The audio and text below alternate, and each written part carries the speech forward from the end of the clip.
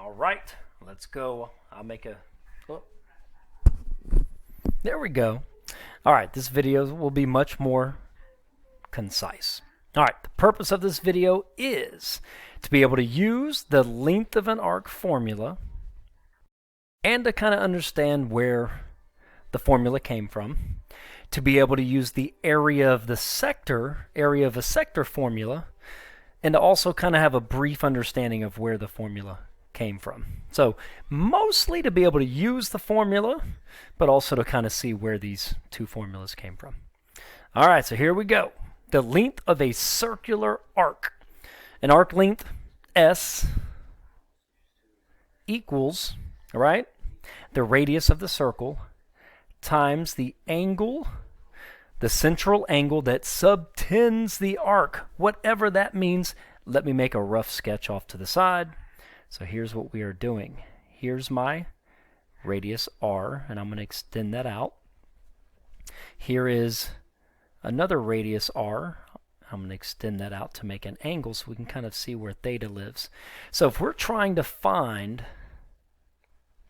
the length of an arc, so in this case, we have the piece of a circle. So think of an arc as a continuous section of the actual circle. Okay, so you're moving along the circle. What is the question is, what is S? What is the length of that portion of the circle? Well, it can be found by taking the radius of any circle, in this case, the radius is R, times theta, and theta needs to be crucial in radians, not degrees. We'll see why. And you've done this before. So when you're like, what? Where did that formula come from? It did not fall out of the sky. So to show you where the formula came from before we do 3 quick examples, let me show you. You've seen this before. So I'm going to use orange,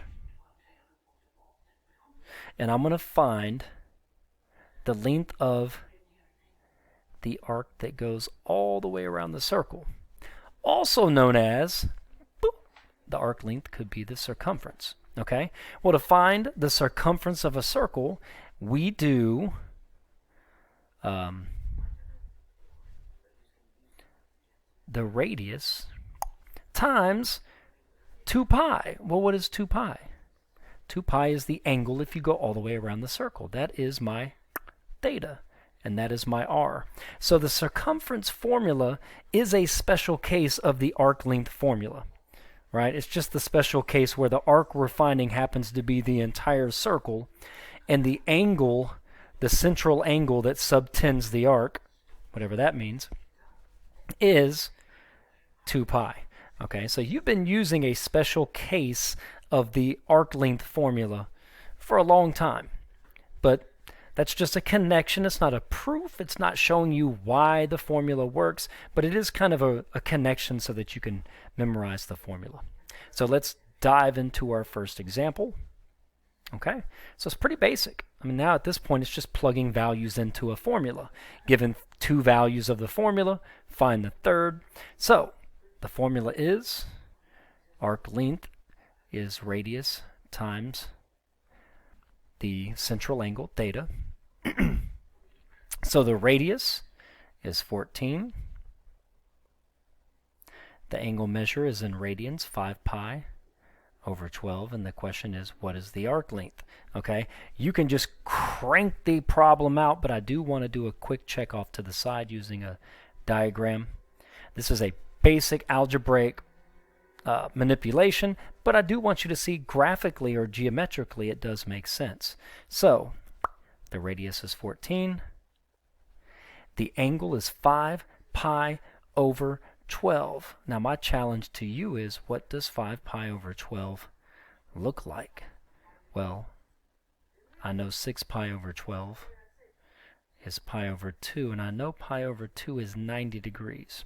So if pi over 2 or 6 pi over 12 is 90 degrees, 5 pi over 12 is a little bit less. It happens to be exactly 75 degrees.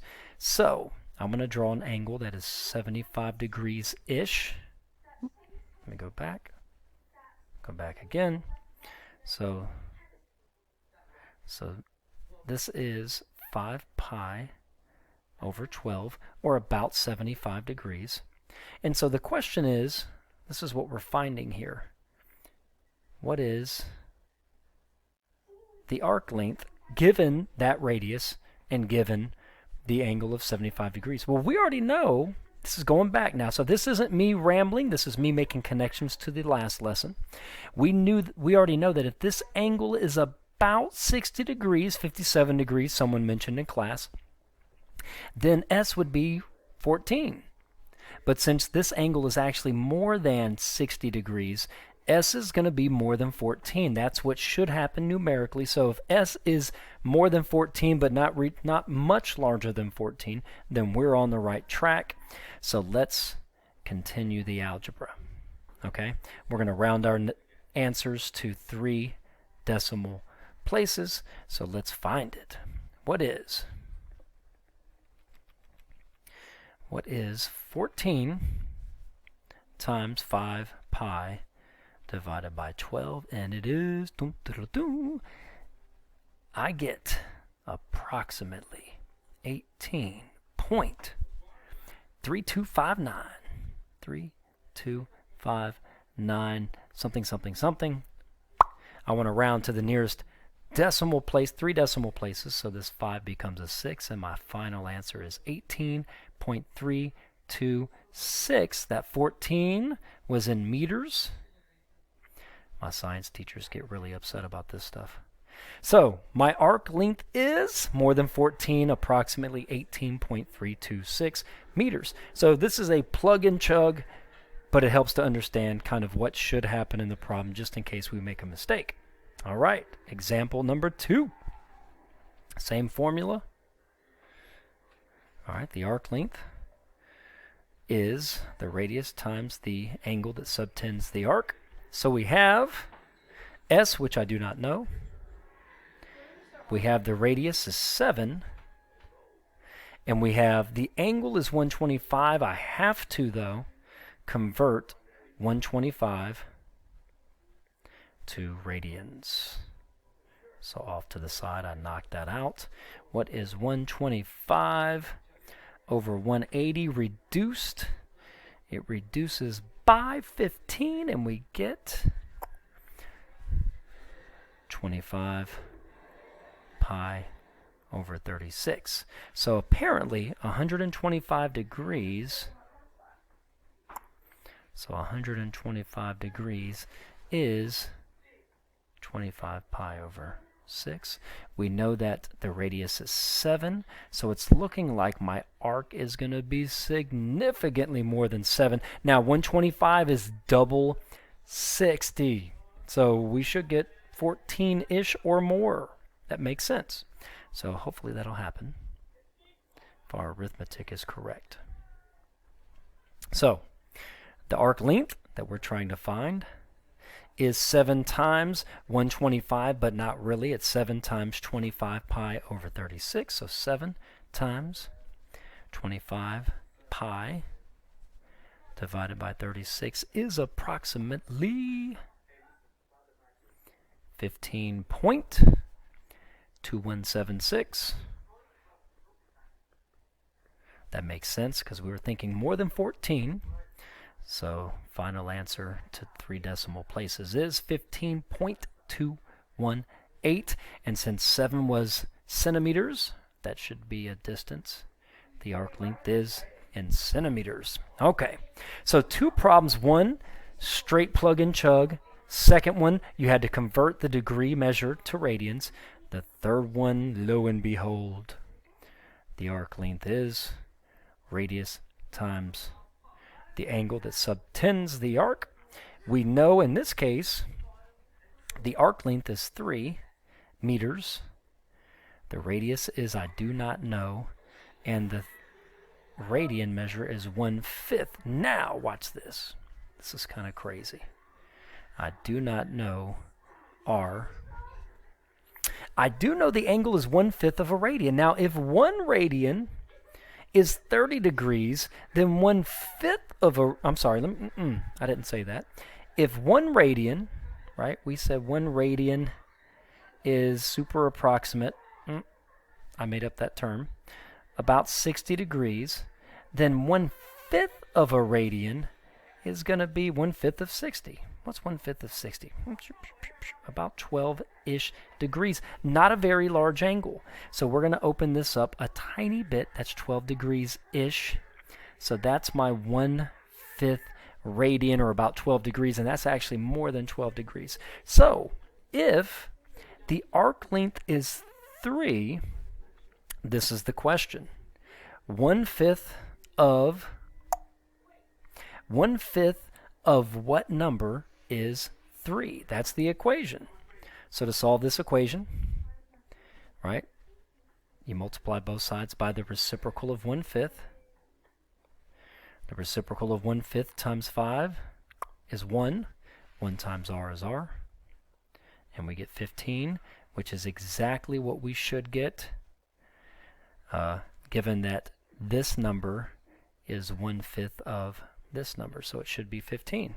So all is well. 3 examples of just plugging everything into the formula, then solving for the unknown quantity.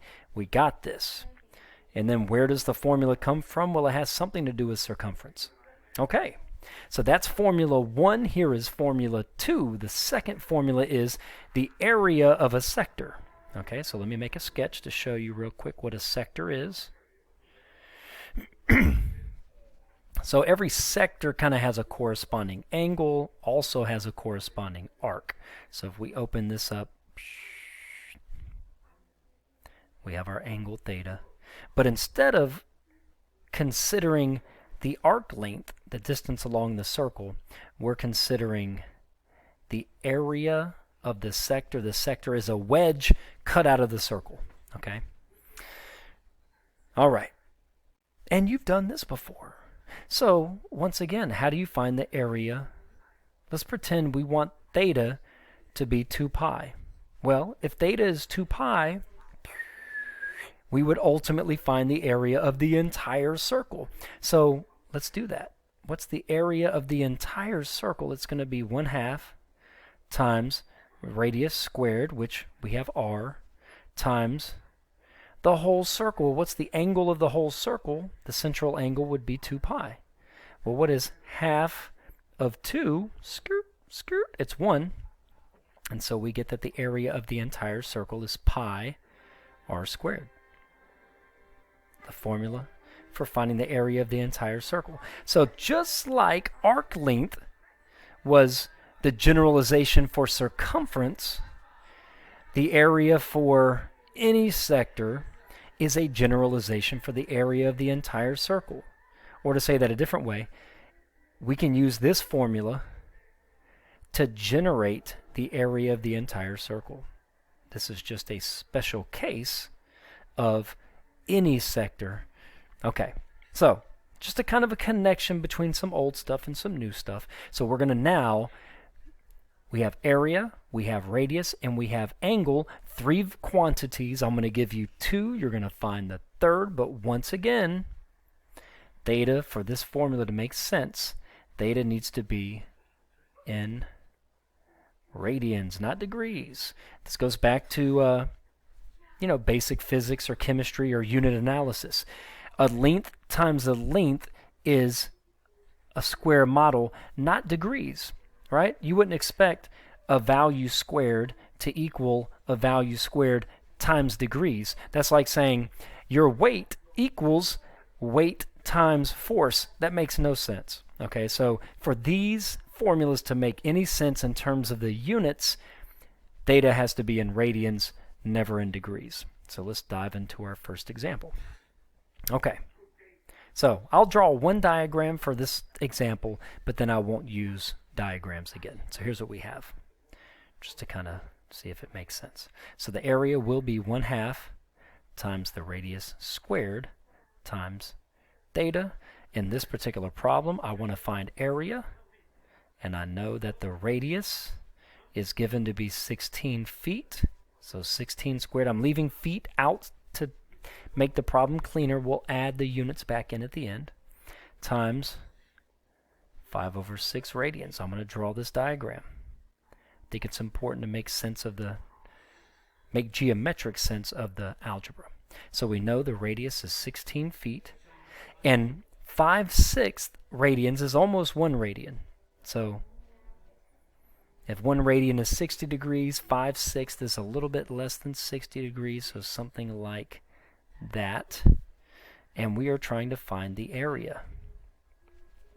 Okay, so we'll see if that makes sense in just a minute. So let's calculate this out.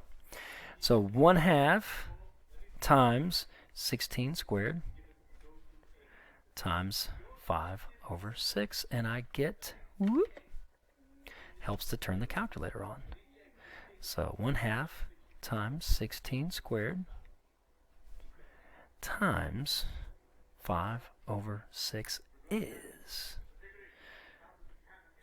approximately 106.666, repeating. Therefore, the answer is 106.667. And since we had feet times feet, we have square feet. Okay, now I'm going to do something to get you ready for calculus. This is not me rambling, I promise. But let's see if we fit that sector into a square that was 16 by 16, or 16 times 16 is 256. If I look at this diagram, is the orange shaded region out of the square, does it look like it's 106 out of 256? That is reasonable. I'm going to leave that alone for now, but believe it or not, what we just did is going to help us make sense of some stuff in calculus later on down the road. I will not draw another sketch. Take us to example 5. Now I'm just straight working some problems. So here we have the formula. Area is 1/2 times the radius squared times theta. My radius is 11. I do not know theta. I do know that the area is 83 square centimeters. So now I want to find theta. And once again, theta won't be in terms of pi. It won't be in degrees, certainly. So whatever I get here, I'll just round. And I'm not told how to round, so I'll just round it to a couple decimal places. So 83 equals 1/2 of 121. So let's see. 1/2 121. So 1/2 of 121 is 60.5. So I have 60.5 theta. And you can solve this many different ways. Some of you multiply by 2 to begin with. That's fine. So now I'm going to divide by 60.5. So 83 divided by 60.5 is 1.37. And since we've been 19, let's just be consistent with our rounding. So 3 decimal places again. So we have 1.372 radians. And you don't have to do this, but I'm going to do this. That angle, we said, that's about 1 radian. So 1.3 radians, 1.4 radians is going to be something like this. So if we wanted to play around and see does that make sense, we could. I'm not going to do all that, but I do want to say this is more than 60 degrees, since 1 radian is 60 degrees. Okay, last but not least, example 6. So here we have the area is 1/2 times the radius squared times theta. I know the radius is 8.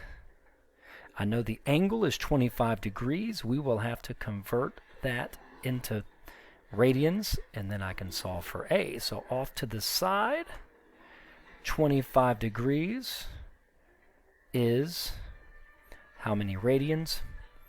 So 25 pi over 180. Divide both by 5. And I get 5 pi over 36 radians. So half of 64 is 32. So I get 32 times 5 pi over 36. All of this can be typed directly into the calculator, but I like to simplify. I'm getting old. I didn't think I'd be the teacher that said he's old school, but apparently I'm old school now. So 32 over 36 is 8 over 9. So 8 times 5 pi over 9, which gives me 40 pi over 9. Exact answer, or approximately 40 times pi divided by 9 is 13.96 as an angle. Something feels really weird about that number.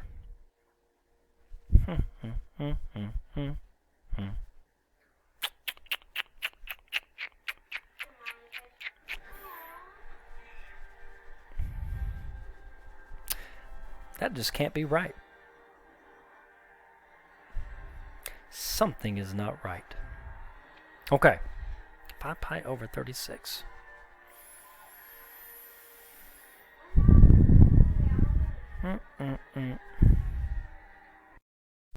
That is correct.